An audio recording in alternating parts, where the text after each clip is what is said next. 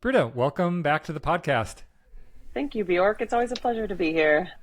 Yeah, these are conversations that are fun for me because we have known each other for a long time. We have A multiple long kind of time. touch points along the way. Has it Yeah. been a decade?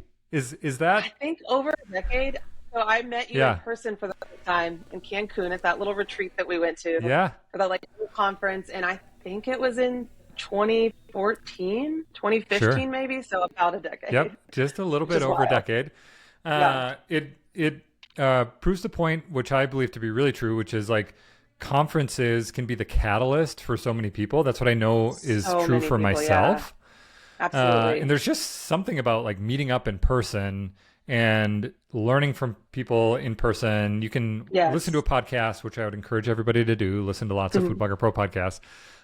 You can, watch a YouTube video, but there's something undeniably impactful about gathering in person, learning from people, connecting in Absolutely. person. So, what were things like for you at that time? Take us back to that moment Oh, and yeah. I love to think talk about through like, that. yeah, what that was like for you. Yeah, so I loved that little conference. If anybody wants to organize a conference in Mexico, please do it. Like, I want to attend. I always think about organizing retreats and conferences, but then I get bogged down by all the details. It's a But huge commitment it really that is. is But hard they're, to like be do profitably as well. yes. But like you said, they are really, I feel like I am where I am today because of meeting people in person and connecting with other bloggers. And I'm very grateful to have had so many opportunities to do that. But at that time in 2015-ish, I was working full time. I was working I got my degree in politics and I was working in state government. So I was doing what I thought I wanted to do, but I really was unhappy. I wasn't liking it. I wasn't like like getting like the promotions I was trying to get, which I look back on now and I feel very grateful because I think if I had gotten those promotions, I would not have had the time to work on my blog. But I was really looking for a creative outlet, something to fulfill me creatively. And also, I realized through the pinch of yum income reports and talking to other bloggers that you could do this as a business because not a lot of people were doing it full time then. And there wasn't a lot of information out there, which is why I wanted to go to that conference. And one of the focuses of that conference or that like little retreat was video. And at that point I had done, I don't want to say I had done no video, but next to no video. And it wasn't really a thing. I don't even think you could post a video on Instagram yet. But I remember around that time just realizing I think video is going to be a thing. In all honesty, I feel like it ended up being way more of a thing than I ever realized, but I knew it was going to be important. And so I actually took a week off or a few days off from work and taught myself video. But because at that time I had this full time job, but I really wanted to make my business full time. So I taught myself video. I managed to get a couple clients who were looking for like hands and pans type videos. And that was the catalyst for me being able to quit my job. And I always love to It's share that part awesome. of my story because Yeah. I say I went full time with my blog in 2016, but that's not really true. I went full time with my creative business in 2016, and it was very fulfilling and it was a great path for me to do my blog full time.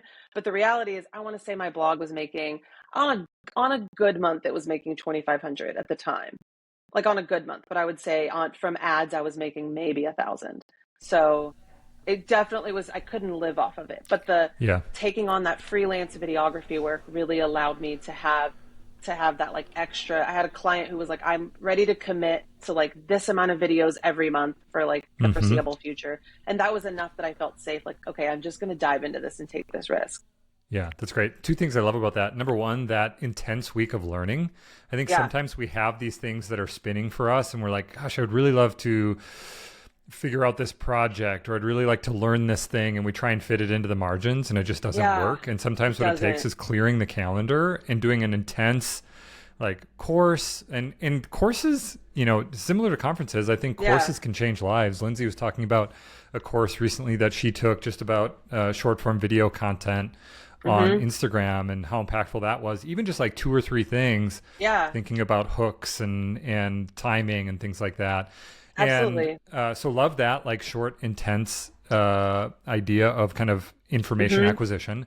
The other thing that's I think really important for anybody who's in a similar place right now to where you were 10 years ago is to think not just about how do I grow a site and make money from ads or how do I work with brands and create income on social, but Yeah. instead thinking about what do I need to earn from an income perspective? Yes. And then what are the pieces that I could get to within the next 3 months that would get me there? Yeah. And usually what it's going to be is it's going to be a combination of something kind of quote unquote passive, like maybe it's some of the ad income from your site, maybe Yeah. it is some brand deals. But a lot of times, if you're looking to compress that period of time where you start your creative business, I love how you called Yeah. it that, then what it has to be is something services based. And so I love that piece as well. I'll pause here. Do you want to Yeah. adjust, Britta? Yeah. It's Okay. like really intense. I don't even know where it's I'll coming we can edit there. this out for Okay. Sorry. no, It'll that's move great. again, but I need to get like a professional shade up there. Okay. Sorry. No, that's all good. Yeah. I'll transition out of that. Yeah. So, point being that we need to think creatively around our creative business and Yes. number one, what we need. Is it Mm-hmm. 5,000 a month? Is it 10,000 a month? It's going to be different depending on where you are, life stage, where you are living, all of those things. Yes, So we need to think absolutely. about what we need on a monthly basis, and then think creatively around how can we kind of put that puzzle together to get to the point where we feel confident that we will get close to or get that number consistently. So for you, Yeah. it happened, it sounds like in a relatively short amount of time that you were Did able to get actually. there Yeah. because of doing some of the video services that you were doing. Can you talk about then the transition, kind of the next chapter where Mm-hmm. you were doing that services based business? You can talk about number one, are you doing any of that still today? And then number two, how you kind of transitioned to that being the primary thing that you were doing. And then over time, that being the secondary thing that you were doing and focusing primarily on your own owned content. Yeah. I did freelance videography work for a long time, and I will say I actually still do it. I work with a brand I've worked with for a long time. We have a really great relationship.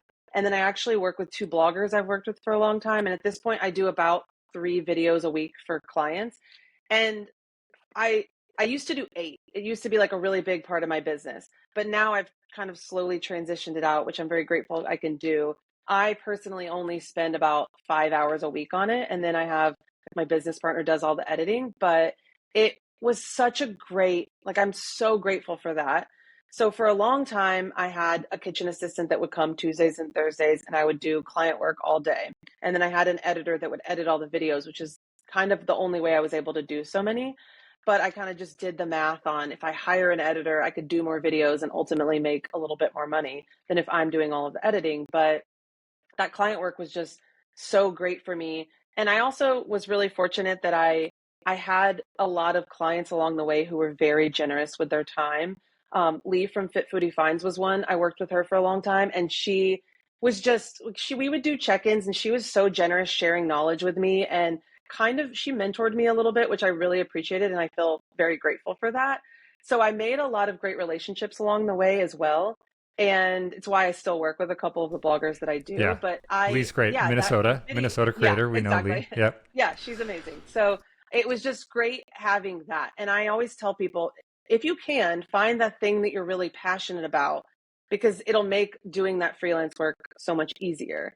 And I just like loved it. And I feel like it really showed in my videos.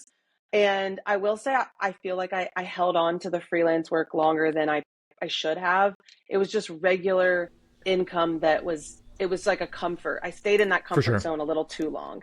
And Yeah. I think I kind of wish that I had pulled back from it and taken a little more. I'm kind of risk averse, but I wish I had taken some more risks with it and spent a Risks little bit more meaning time. transitioning that out of that sooner in order to Yeah, work on like your own stuff sooner. exactly. I wish that I had Yeah. given up that consistent income Yeah. to pursue like potential opportunities on my own blog that I didn't quite have Can, yet, but I needed to spend the time working on them. can you talk? And Can you talk about why? Like, what was in reflecting back? Why do you wish that you would have done that sooner? I mean, quite honestly, I look at a lot of the creators I worked with, and I know that my videos really helped them grow their platform. And sometimes I look at it and I'm like, well, what if I had spent just a little bit more time making more videos and more content and strategizing a little bit more for my own blog? And everyone fall like I've had friends. I had a really good friend at the time who had a blog, and we kind of grew our blogs together, and we we both started videography at the same time. And she ended up dropping her blog and going full time with videography because she loved it. And I think I toyed around with that for a while. But in hindsight, I do kind of wish that I had just like stepped back from the freelance work a little bit and taken that risk with my blog of, Sure. okay, I'm not going to make money working on my blog right now. It's not quite there, but I think it had the potential to get there. And it's always a hard decision. Like you just never know what's going to You never happen. know. But Yeah. at the end of the day, the freelance work was amazing for me. And there's so many more opportunities for it now. People looking for VAs and there's just a lot of opportunities, I think, for freelance work. And so I love to share that part of my story for people that are wanting to do this full time, but are in that same place I was, where their blog just isn't quite there yet, and it needs quite a bit more work. Yeah, that's the thing that I think is relatable with that story and worth pointing out is, I think for anybody who has even years, but especially decades of showing up, building a business, and looking back and reflecting on it, part of the table stakes for doing that, like it's just the cost of doing it, is reflections on what could have been if you made a different decision. And so when I hear you saying that, is like, oh my gosh, yes, like 100 different points that I could look back on in our journey and say, gosh, if we would have done this differently, I can see now that might have resulted in more growth or being in a different place or whatever it might be. And so I think anybody listening can kind of relate to that. If nothing else, it's nice to hear somebody else say that. I know. Because I think we all feel it to some degree, and you can't not feel it if you've been doing it for a decade plus, for sure. Yeah, and to go back to what we had said a minute ago about how I took that time off from work and I really focused on videography, I do like to touch on that as well, because I used to always recommend that to newer bloggers, like just focus on Pinterest and then just focus on SEO. But now I've realized that how important that still is for me 13 years into my blogging career. I've actually done it a lot this year. I really wanted to revamp my email and I wanted this much better welcome series. And I ended up I kind of put all of my blog responsibilities aside in January of this year. And I just worked on my email. I did a lot of research. I spent a lot of time making this welcome series that I'm really proud of. And I've done that actually a couple times this year. And I feel like I've found a lot of success from it. And so I just wanted to mention it even for seasoned bloggers, that I think that there's a lot of value in taking a step back from your kind of day-to-day tasks and really focusing in on something, because I think that there's a lot of value you can get from it that you can't get without giving it 100% of your attention. Yeah. And there are those little things that will always need to get done. Yeah. But always. You can delay those by a week or 2 weeks. We've all done it. But this is just in service of a different thing that is maybe creating a new system. Or I always think of this idea of like a factory line. And we have on our line, the manufacturing line is content. And it's going through this, it's almost like you could imagine as like a widget thing. And it comes in as like metal. And that's the idea. And it comes out the other side as something valuable that you can use and share.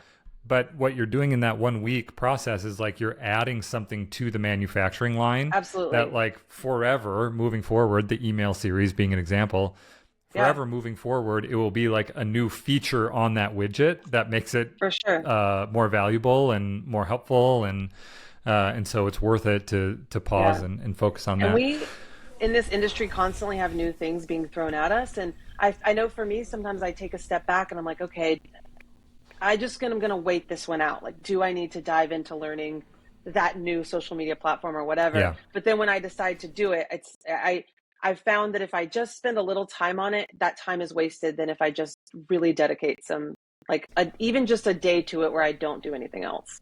That's great. Do you have things that you could point to that were the most helpful? We'll call them sprints.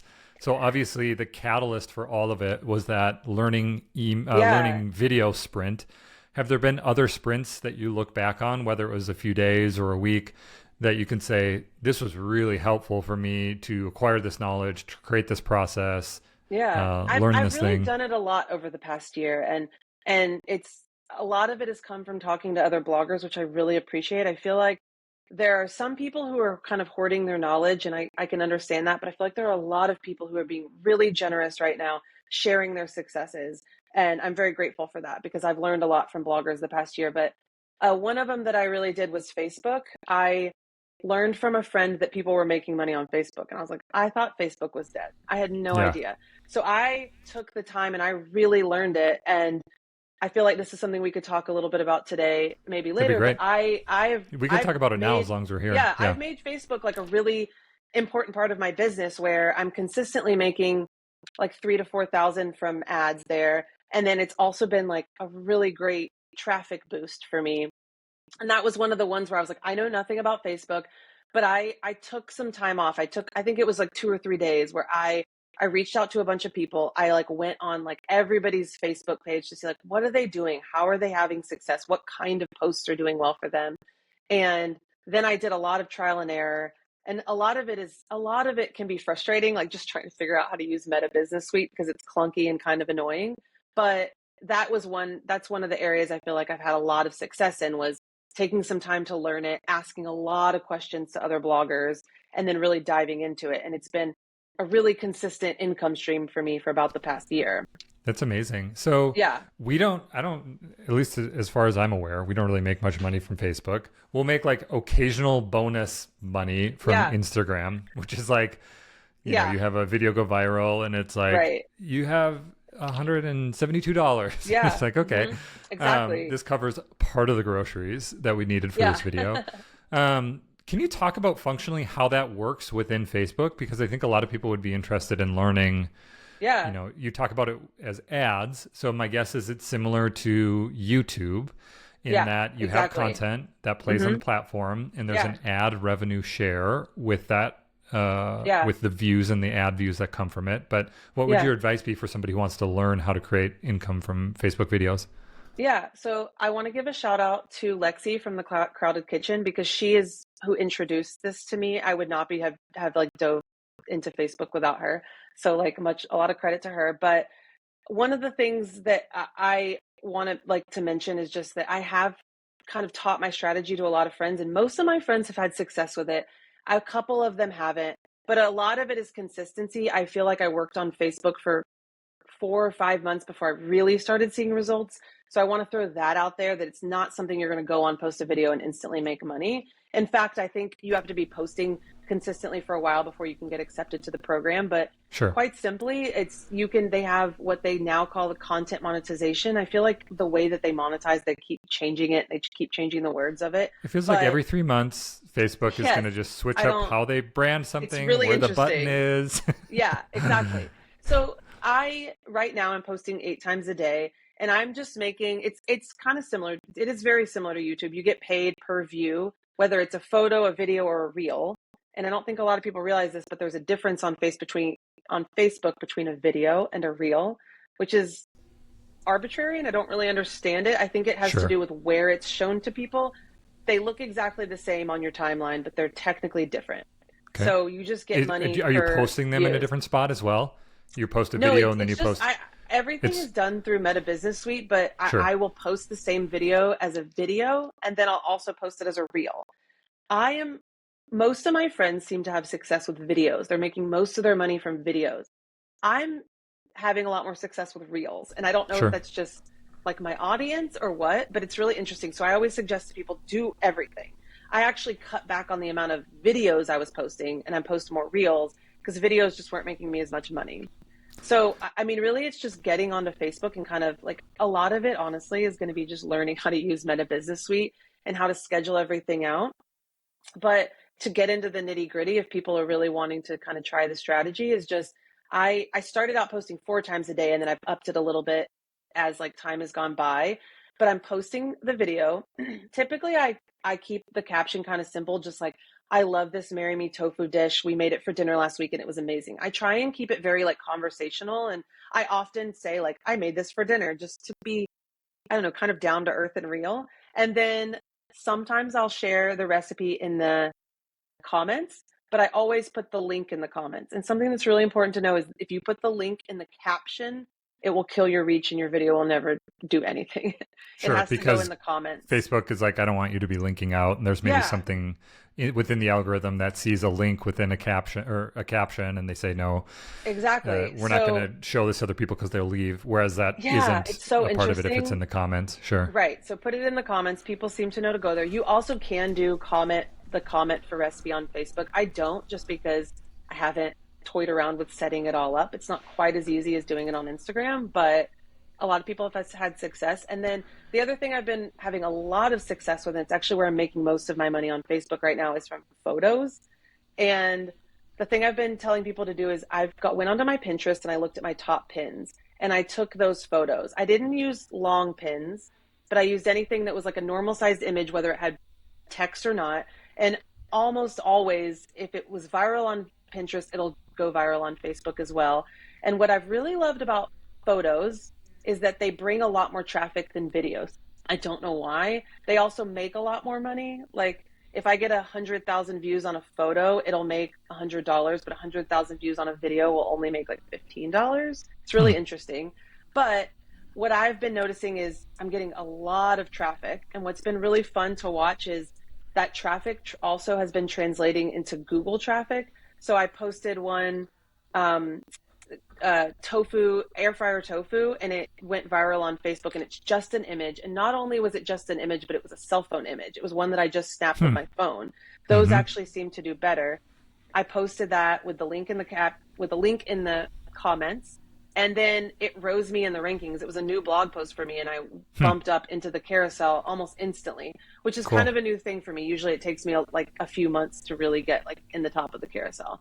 So that Yeah. was really neat to see that not only was I getting like a lot of extra traffic from Facebook, I made like $600 from that photo on Facebook, and then I made a lot of money from people going from to my blog and seeing the ads. That's great. I love that. One of the things that I think a lot about with what we're doing is like strategic and smart syndication. And we Yeah, have all of this content that we've worked so hard to so create.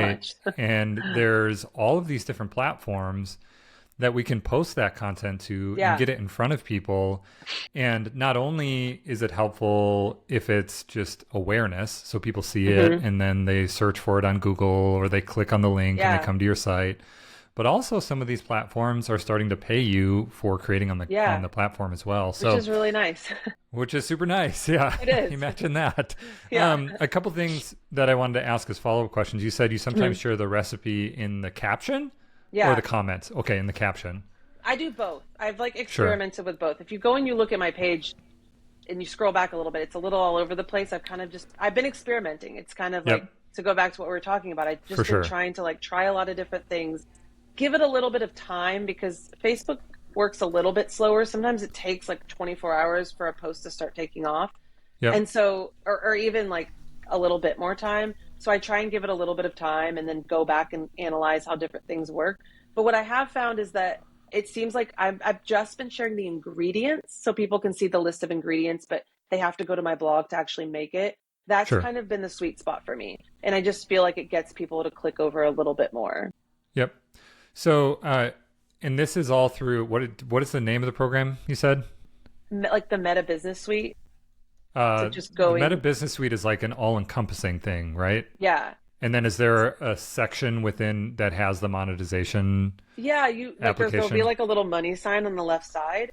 And I think it looks a little bit different for everybody, which is another one of Sure. those weird meta things. Just But look for the money sign. yeah, so That's what we need. Yeah. I honestly don't know how it works now, but when I was really diving into this a year ago, you had to like apply, which applying is basically just clicking a button that you wanted monetized. Sure. And there were requirements at the time, but the requirements have changed and I'm not 100% sure what they are. I don't think that they're very hard to reach Sure. now, but you have to prove that you're posting consistently. Basically, you don't make money instantly. I think Yep. it's somewhat similar on YouTube. You have to have X amount of subscribers, but it's not a lot. I think it's like 1,000 followers, and like Awesome. it's not a high threshold. Yep. And so you have on Facebook 160,000 followers posting 8 times a day. Are you scheduling that content? And what are It's you all using being for that? scheduled. I'm actually, so my assistant does it all, but we're using Meta Business Suite, and it just all gets scheduled. And sometimes you have to go back and add the link later, which I think holds a lot of people up. There is kind of a weird workaround, But Can you explain what you mean by that? Add the link. You mean like it posts and then you go and comment? yeah, exactly. Because if you, I mean, yeah, the if you can't put the link in the caption as we said, so you have to put Yep. it in the comment, but you can't really comment until after it's posted. But if just quickly, and people can play around with this, if you go and you schedule your post, then you can go and click on the post, like say view this post before it's been posted, and it'll pull. It's basically like what will your post look like once it's posted. And then you And can there's a comment. spot for comments, and you can leave it. You can basically schedule a comment so that when it does post, it posts that Sure. comment as well, which is Got like a it. weird, yeah, workaround. Yep. Have you noticed? So I think what's helpful for people is to get an idea to say like, okay, Hmm. and it's super generous and super helpful. Okay, what if I could make $3,000? Maybe I'm going Yeah. to try and get my account up to 100,000 followers or Hmm. 150,000 followers on Facebook.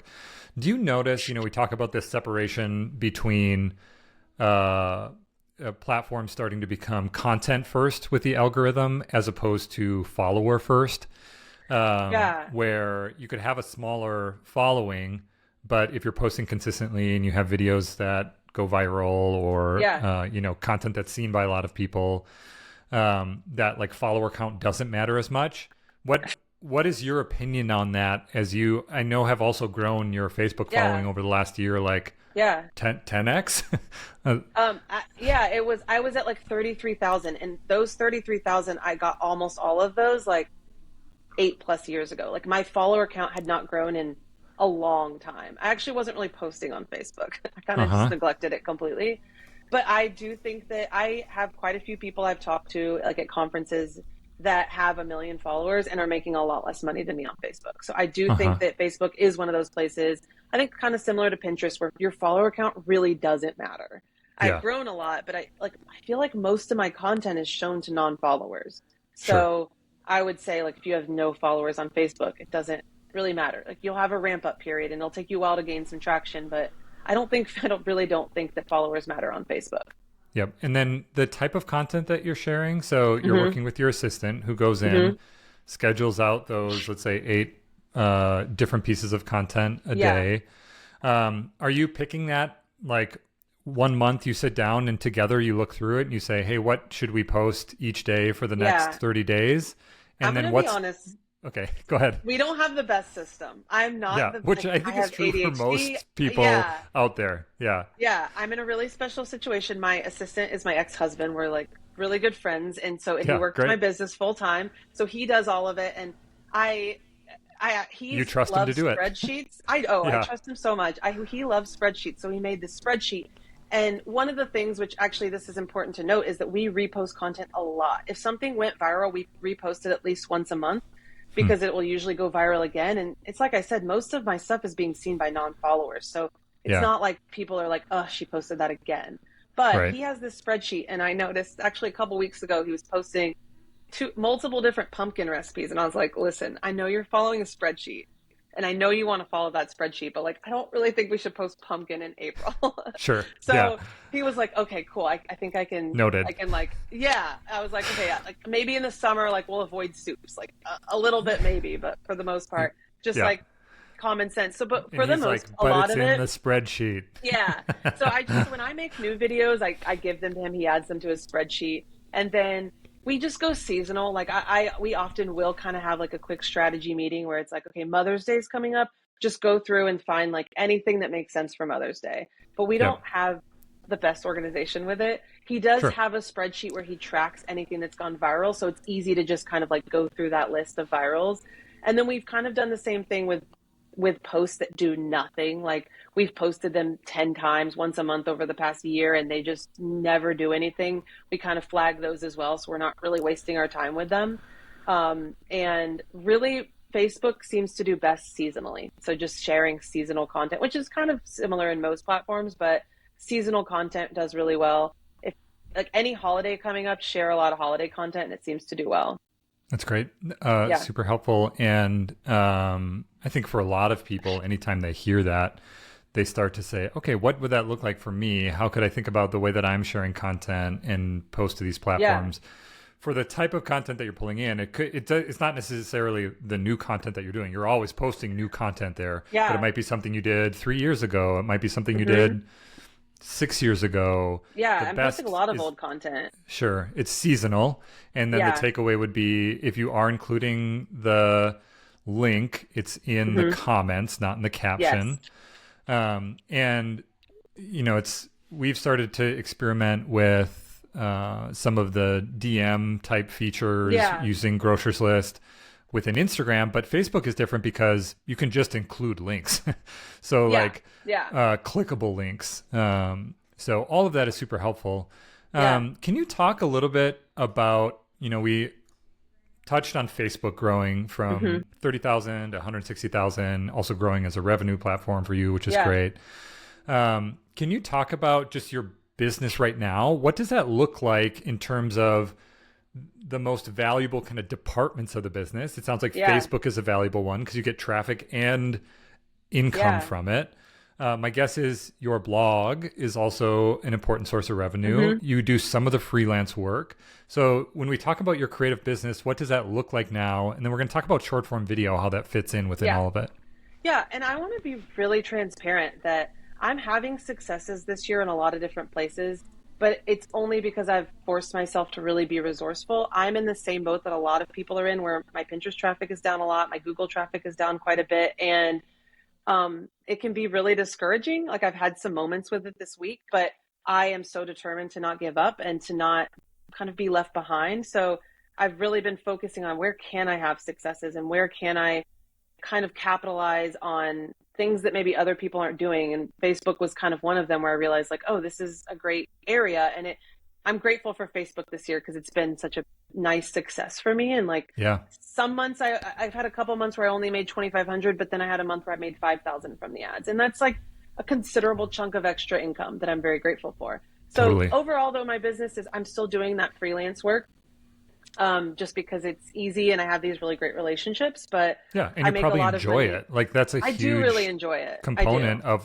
we Yeah. are building our own job descriptions. Yeah. And my guess is that if you were miserable in doing it, you'd stop doing it. But it's like, Yeah. Oh, hey, if absolutely. we love Yeah. doing, there's a, it's one of the great things about what we do is we get to kind of build our own job description Yeah. to the degree that like we have that Absolutely. flexibility and Yeah. you have had that. So anyways, yeah, you were saying doing the freelance Yeah. And work. then I've really focused a lot on brand work, which I know that's something we're gonna transition into, but I've done a lot of storytelling, and I think that that's something brands are really grasping onto, are people that have a personal message or have somewhat of a message. I think I've noticed that a lot of my friends who their accounts are purely about food are not having as much success with brand work. I'm not saying that they're not, but I just have Yep. noticed it's like brands are trying to, I think, find somebody that has something to say, I think, to a Yeah. certain degree, And when you and say that people are brand really work, grasping you onto. you mean like you Sponsored as a work. creator Yes. partnering with a brand to talk about their brand to your audience. Yes. So Yeah. I kind of had a dry spell with that last year, but it's picked up a lot for me, which I'm really grateful for. And I've been doing a lot more sponsored work, yeah. And a lot of it has been, actually, really most of it has been specifically on Instagram. And I've had a lot of success kind of like upselling brands by being able to pitch my Facebook, which has been really nice. Kind of just showing like I'm having like, I can get you this extra reach on Yeah. Facebook and then also on TikTok. And so that's been really nice. So a lot of what I focus on in my business is video, because it's just where I have success in on Pinterest and Facebook and TikTok and Instagram. Like, it's just, it is such a huge part of my business. And then, like a lot of people, I'm really focusing on, like, my biggest goal this year was to put my user first, was to put my reader first, and like, how can I serve them? How can I be the most helpful in every way? And in everything that I do, I'm analyzing that. Even with comment for recipe, I was like, is this best for my audience? Like, does my Hmm. audience like this? And I try and ask a lot of questions, and people love to give their opinion, which is really nice. Like, it kind of boosts engagement, but then it also gives me some good feedback, which I really appreciate. And so I've been really focusing this year on my user, and like, how can I best serve them? And a lot of that has translated to my email list as well. I've been doing a lot there, and I've been using all of my platforms to help grow my email list. And a lot of what I've been doing there is meal plans and just trying to be like really, really helpful. I know you interviewed Molly from What Molly Made, and she's a really good friend of mine, and we're in a mastermind together. And I kind of followed her strategy on email, and like gaining subscribers to my email list, but not just like growing that number, but also how can you provide the most value to them and what they really need in their lives. And that's something I've Yeah. really been focusing on in my business. That's great. What has worked well for you within email? And then we'll talk about video within the. Yeah. In email and in growing my email list, again, I've really followed Molly's strategy and I've had a lot of success using Instagram to kind of make like the roundups where it's like, these are 10 of my most viral high protein vegetarian recipes. I posted a video, that video, high protein vegetarian recipes, and in it, I linked to my email list. So in order to get all the recipes, which you could get all of them, you had to sign up for my email list. Mm-hmm. And I had a lot of success. I think I gained 10,000 email subscribers from that. But the thing I didn't expect was that it was going to do so well on Instagram. I gained 50,000 Instagram followers from that post, which was really Wow. neat. And I know, I think it's my highest followed post ever. And Can you that see was, that within, I should know this, can you see that within Instagram? Like yeah, the you number can of just, followers that you got from yeah, yeah. which is really neat. And I have really used that a lot to guide the content that I create. Because I have videos go viral. Like I had a video that got more views than that high protein vegetarian one, but gained me like less than 10% of the followers, which I thought was Sure. so interesting. Like I've really been analyzing like what makes people click follow on my content. Mm-hmm. And it's been really helpful because something can go viral, but it doesn't necessarily translate to followers. Yeah, that's super fascinating. Yeah, Yeah, it is. we are having a conversation. I did a kit workshop with Yeah, Molly, and then having a podcast conversation with her coming up. Also doing a series with Grocer's List, which we're excited about, just talking about email and they're email amazing. list Yeah. growth. And the thing that's so important about that is you talk about all these other fluctuations happening, algorithms, SEO, Hmm. Pinterest, is your video going to So get viewed much. or not? Yeah. To have email as something that is kind of a direct line to people. There's always the Yeah. ability for some of these platforms like Gmail to create like a marketing tab. And then, so Hmm. in some ways, there's still some algorithmic impact around whether your email gets seen or not. But generally speaking, to have the ability to directly connect with people through email is a really valuable thing. It really So is. super smart for Yeah. you to be thinking about doing that. Let's talk about video. So, Yeah. in your story, you've had Hmm. multiple ways that you've evolved your business and your creator business. But also, if you like double click into the things that you were doing, you've also evolved kind of the way that you're creating content. And Yeah. it's been really fun to see the success you've had as in a recent evolution for you Yeah. around integrating story as a part of the way that you approach food content. Yeah. And can you talk about how you kind of came on upon the realization that that was something that you wanted to do, and the Yeah. result of that within your business and on the different platforms that you're Yeah. posting to? I've honestly been reflecting on this a lot lately, and it feels really, I don't know, one of those life moments that's fun to reflect on. But I started my blog because I watched YouTubers. I loved watching like daily vlogs, like when they first started. I don't know why. I had a Yeah, boring desk job and I would just watch sure. these daily vlogs and I felt Who were really some of drawn the to it. who were some of the daily vloggers that I you'd don't even watch? know if they're still around, but I watched Charles Trippy. Okay.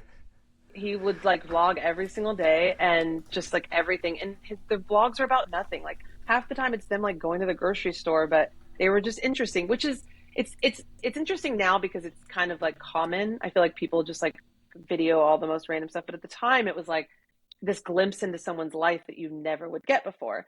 So all of that to say, I was really drawn to the idea of doing that, but I was not in a place where I was going to like get behind a camera. I mean, this is like 2011, 2012. So I started my blog. It felt like I was kind of like, okay, I can do this. I can sit behind my computer and maybe I'll transition into doing video. So fast forward like 13 years later, I kind of had this sense of I want to go back to that root of why I started, which was, I guess, storytelling. I kept thinking, I Yeah. want to share a little bit more of my life.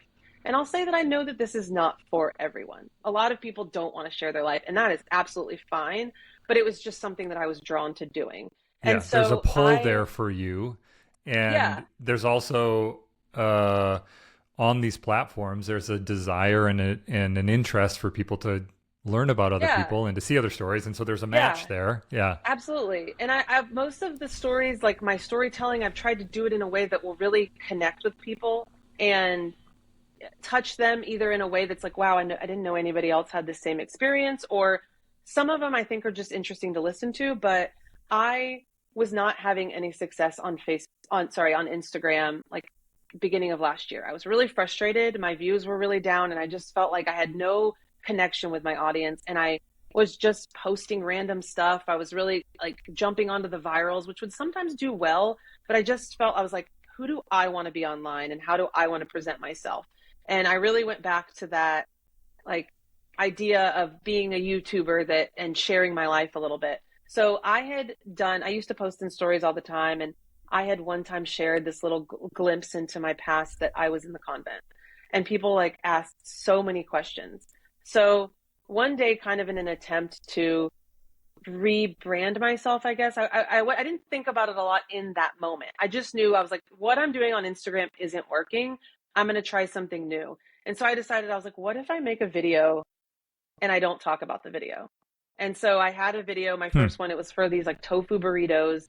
And I just like, I wrote it out. Most of my voiceovers, when I come up with an idea for kind of like a story and I write it out, and I honestly spend a long time on it. And I will say for me, like it really fills my creative bucket, because Yeah. it feels like poetry to me. Like a lot of my voiceovers Yeah. I wrote with this very intentional way, and I practice like where I put the inflections in my voice that I think make a huge difference. And it's art to me, a lot of my voiceovers, and I love that. So I just told this story about how I used to be in the convent, and I talked like a little bit about it. It was less than a minute, but that video got 15 million views and Hmm. more Wow. engagement than I've ever received. Just Yeah. like, I mean, I think I got thousands of comments both on TikTok and on Instagram. And I mean, first of all, it was a great strategy. It worked well. And on top of that, tons of people were making that recipe. Like it was getting the most traffic Yeah. to my site. So it was like a lot of people attached to the story, but then it also just helped other people generally find that recipe. And then it just opened up this window for this new part of my life that I was surprised, but that people really attached to.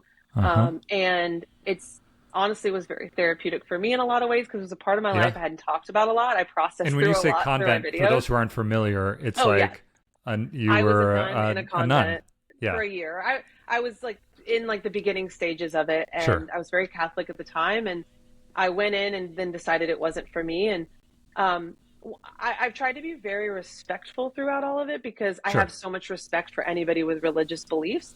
It just like was something I decided to move away from, but that was part of my story and talking about all of it. And then I was able to, I told a lot of stories about that. So like people would ask questions, and I would see like, well, what are people most interested in this story about me being a nun in in the convent?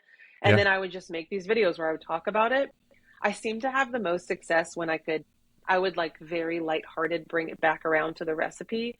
And so I would say in that first one at the very end, I just had this line that was like, once I left the convent, I could not wait to go get Chipotle for the first time, because it was like a Chipotle copycat recipe basically. Yeah. And people loved that. Like, I don't know, just throwing that like one little line in there about like bringing it back around to the recipe just was, people really liked. But I don't always do that. Sometimes I make voiceovers that have nothing to do with the recipe. Um, and it really upsets people on Facebook. I don't know why. They're like, why are But you not on talking about this? It's Instagram. not about a burrito. No, people on Yeah. Instagram and TikTok love it. I think that they're more used to it. I think the Sure. audience on Facebook is just a little bit different. But Different. It's a different I, audience. yeah, it's a different audience. And I just have loved this storytelling. And so when I introduce the idea to people and I suggest that they try it out, so many people are like, well, I don't want to share that much of my life. Like, or I don't have interesting stories. And I don't think that that's true about anybody. I think everyone has something interesting to say. A lot of my most successful voiceovers have been honestly what I think are like really kind of boring, or not boring, but very like basic ideas. I Sure. made one about my daughter and basically like how much I love creating a fun childhood for her, which I think is something a lot of people can relate to. And that one did really well and was really fun. But I think it was Mm-hmm. just in the way that I told it. And so I always tell people like, you do have stories to tell. And it also doesn't have to be a full-fledged story. It can just be, I made this recipe at my wedding, and then you can transition into talking about the recipe. But giving that personal element and like providing them this little glimpse into your life, people seem to really like. And a lot of it, I think right now, is going back to how much AI is prevalent. And I think AI is prevalent, and there's also this like really big oversaturation that I really feel like people are hungry for a connection and for Yeah. something that feels a little bit deeper. And I don't think that there's anything wrong with just posting recipes, but I have personally just been finding success in touching people on that like slightly deeper level. If that I makes love that. sense. And the thing that is so great about it is you found the overlap of something that is meaningful for you. I mean, you Yeah. even alluded to this idea of it almost being kind of therapeutic to walk Yeah. through this storytelling process. Obviously, it's resonated with an audience of people, your audience, but also a Hmm. growing audience of people that maybe don't know about you yet, but are starting to find out about you. Talking about, that one where you got 50,000 additional followers, people being interested in Yeah. following along with your journey. And then and that's almost just like the human element of it, where you are saying, this is a really good fit for me. Other Yeah. people in their response are saying, this is good for me because I'm responding to it. But Hmm. then outside of that, number one, that would be enough for somebody if that's Yeah. good and they want to do that.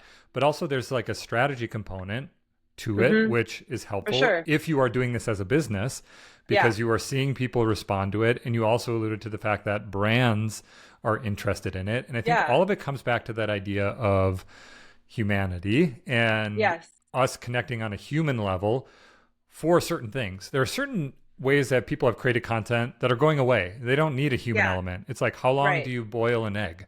Like, Exactly. there used to be a creator who had a post that ranked Right. for how long do you boil an egg. Yep. Now there's a Google answer. There's somebody using a chatbot. They're getting Hmm. that answer. But there's ways that people are consuming content online and they're not Yeah. looking for how to boil an egg. They're looking to be entertained. And in order to entertain, you have to be novel. It has to be interesting. It has to be Yeah. engaging. And so much of that is rooted in story, which I think is Yeah. so fascinating to hear you reflect on that. Can you talk about the brand side of it? What does that look like? And are you getting brands that are reaching out to you? Are you reaching out to brands?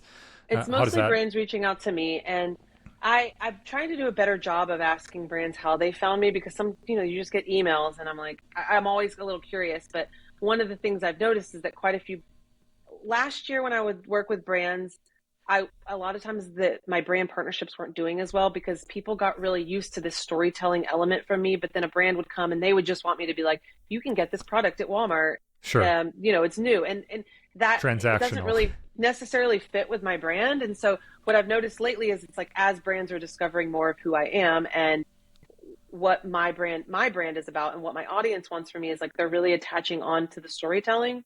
And so I worked with a brand recently who was amazing to work with, and they actually wanted to like work with me on my voiceover, and I was so weary of it at first because I thought that it was going to be one of those situations where they wanted to dictate Mm-hmm. exactly what I was going to say. Tell But them it's they in aisle actually, 3 yeah, and it's yeah, halfway down. exactly. It's like, Click okay. this link and be entered into my Yeah. giveaway. So Yeah. yeah, they worked with me and they took some of my other voiceover storytelling and incorporated that into using their product. And so this one was for this mushroom coffee, and they had an old video that I posted 6 months prior where I talked about how my girlfriend doesn't like mushrooms, and Mm-hmm. they were like, "Can we incorporate that into this same voiceover?" Which I loved, and so we kind of Hmm. turned it into this like storytelling video Yeah. that They had also was able awareness to of your promote their previous brand. library of content. Yeah. And that Yeah. video did well. I mean, it didn't go viral. It was a brand, but it was probably one of my best brand partnerships I've ever posted. And I love that they worked with me and allowed me to have that creative freedom. It's a little hard with brands. Sometimes they don't always want that, but I have found that the brands coming to me seem to understand what I do. And I Yeah. appreciate that. That's Yeah. great. And see value in it, obviously, Yeah. not only in reaching out, but then their willingness to now say, hey, you know what? Like, let's figure out how to create a brand partnership version of the storytelling that you're already Absolutely. doing. Yep. Yeah. So it's inspiring for me to talk to you, Britta, just knowing how hard you've worked on this and how creative you've been along the way, and also how generous you've been along the way. Yeah. I know for people listening to this, they'll feel that as well. I also know that there'll be people who will be interested in connecting with you. Yeah. Number one, do you do like if somebody's like, I would love to work with Britta in as like freelance capacity video? My guess is you're not doing a lot of that, but shouldn't people reach out to you? Yeah, they Uh, absolutely can. And I like to okay, keep that great, door open. Yeah. great. And my guess is there'd also be an opportunity where it's not just freelance video, but also freelance video within the context of some of the things that you've learned around storytelling. It feels like there's a Yeah. unique opportunity where you have a niche expertise around that. So best way for people to get in contact around like video stuff within the world of freelance would be email or contact form or Honestly, email my Instagram. The nice thing about the storytelling is I get so many DMs, is great, but it's been hard to keep up with. So my sure. DMs are kind of weird right now, but just Brita Yeah, Britnell at Gmail is my email. great. Do you try and respond to people in DMs or is it just too much? I try and respond to everything, and that was one of the things is like when I shared my first convent story, part of it was just I was in this place, and part of that story, which I touched on a little bit, was that like I went from being a nun in the convent to then coming out as queer. Yeah, And I was shocked how many people, like I got messages from so many people that were like basically in that same position. Like I used to be super religious, and it was a hard part of my growing up as yeah. like just this whole part of it. And it was honestly, it was therapeutic for me to like connect with And people, because I was like, no one can understand this. My whole life I'd totally. never talked to anybody who could And understand that. And suddenly you so see all it of was these really people neat. who are like, Yeah. I can relate. And that Yeah. normalizing that, I'm sure, is like, oh my gosh, what a great feeling. Yeah. Not only for you, but I'm guessing for them as well. Yeah. So I get a lot of like, sometimes people will send me really long DMs, and Thoughtful I do and try and like, respond to all yeah, of them, but it's vulnerable. hard. Yeah. Yeah. Yeah. Which takes a lot of time to It read through does. it and then give a thoughtful It does. response. Yeah. Yeah, exactly. Uh, But I try and do it because it's like, sometimes if people are just like, I made this recipe, if I don't get to that, it doesn't feel as bad as like somebody who was like, your video really touched me and helped me a lot realize that like I can do this thing. And I'm like, I can't not respond to that. Like, or I yeah. tried to not. And sometimes it takes me a month, and I'll say like, I am so sorry. It took me 3 or 4 weeks to get back to you, but like, thank you for your message. And I Yeah. try and just like respond to them as much as I can. I think people get that too. Yeah, I think so. So that's great. And it's one of the great things, to touch on it really quickly, that we have the opportunity to do as creators Hmm. is it's a business. And like on this podcast, generally, we talk about the business components of it, but it's also a vehicle for impact, for change, for relationships, for Yeah. connections. And no better example than your story to shine a light on the fact that not only is it a creative business for you that you love, but Yeah. also it's the opportunity to impact other people's lives, Yeah. help them feel seen, or Absolutely. to share a story that like shapes their understanding of their story. And Hmm. that's a really meaningful, powerful thing Yeah. that we have the privilege of doing in speaking to an audience of people. So Yeah. it's cool to hear that as Yeah. part of your And I story. think it's something that a lot of people are really craving right now. It's just this like Yeah. connection that oddly enough, social media has made connection harder, but also easier in this weird Yeah. way. Yep. So email address, but also you have your site. You Yeah. have different social accounts of people. So do a quick shout out on those, and we'll link to those in the show notes as well. Yeah. I don't even think I said, but my blog is Food with Feeling. So it's foodwithfeeling.com. And I'm Food with Feeling on pretty much all of the platforms. I've been spending a lot more time on TikTok lately and just kind of focusing there, which is storytelling lends itself well to TikTok. So I've enjoyed Yeah. that. And then I've also been kind of experimenting with YouTube Shorts a little bit more. So I'm there as Food with Feeling as well. Cool. That's great. Yeah. Brita, thanks so much for coming on. Great Thanks to for talk having to me, you. Bjork. And we'll do it again. It's got to be sooner than, Yeah. 6 years. So we'll have you Yeah, on again something. here in the near future. So thanks for coming Yeah. on. Yeah. Thank you so much.